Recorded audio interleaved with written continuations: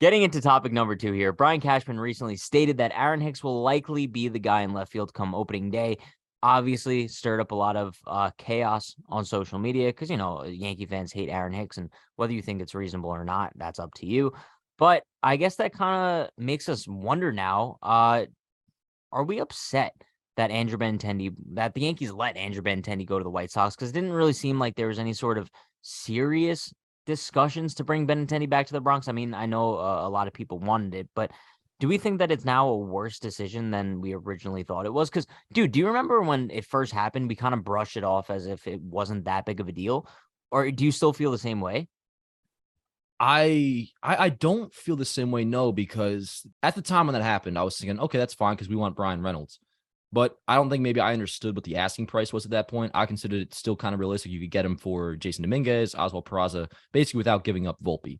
But knowing kind of what we know now, and that a Reynolds deal, at least for probably is off the table at this point, yeah, I kind of wish we got Benintendi back. It would have been so simple, I feel like. Like Yeah. the mindset of the Yankees offseason, whether we consider it a success or not, I think you'd be looking at most Yankee fans giving us at least like a B plus or like almost an A if you did everything you currently have with Rodon, Judge, bring back Rizzo. You Benintendi on top of that, man.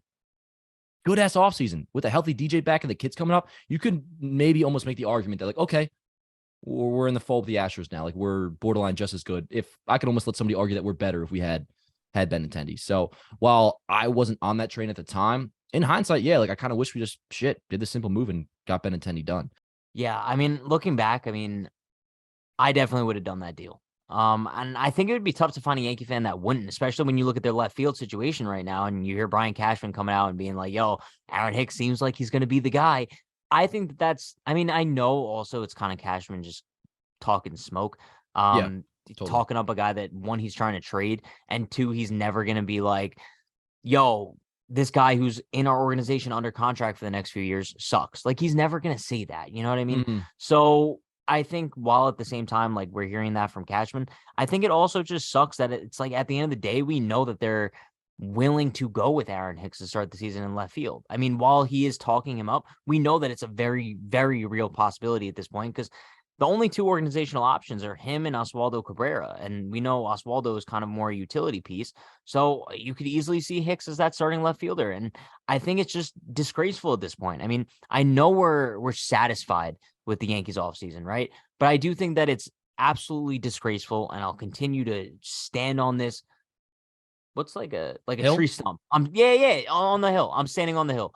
That the Yankees offseason has still been disgraceful in the sense of they haven't improved the offense. And I know you could say that they've improved the offense by getting DJ back and that Volpe is going to be up midseason, Not but it's enough just though. not enough, bro. Yeah. Especially So when where are you you look at at it. then?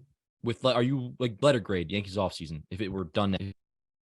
I guess like B minus, C plus. I mean, I would probably lean more towards B minus, but I mean, nothing that's pushing them past the Astros. And I think that's the most important thing. And coming into the offseason, that's what we were looking at. What can the Yankees do to push themselves past the Houston Astros? And it was run it back with like Rizzo and Judge. Make sure you bring those guys back. Get Rodon. Cool. But you're missing the most important thing of the offseason that we came in looking for, and that's adding, not bringing back, adding an impact bat or two. And they haven't even added one. So, Yeah. I'm with you. I would give him maybe a B minus, and I still think even with Rodon, that's kind of being generous. Being optimistic though, I do want to say that this team right now is good enough, I think, to win the AL East. We're better than the Blue Jays. sure. We'll talk about in a moment. So ultimately, what matters is that until July 31st, and the roster that we'll see in October, it's not finalized yet. We still can make another move or two. Also, we talk about whether it was a mistake not bringing up Benintendi. Dude, you should just sign Michael Conforto. Honestly, Sure. like, if you just brought in Conforto, He dude, got paid, but I it know was what you like mean. 218. What was his deal? It was I think it like was or for more 2 than years, that. 18 a year or something like that. Yeah, 18 a year, I Yeah, believe. still though, or any of them. I think this is all obviously like hindsight's 2020. Like I wasn't infatuated by Conforto or even Benintendi at the time, but it would have been just so much simpler, Yeah. especially knowing like what the Pirates are asking for Reynolds.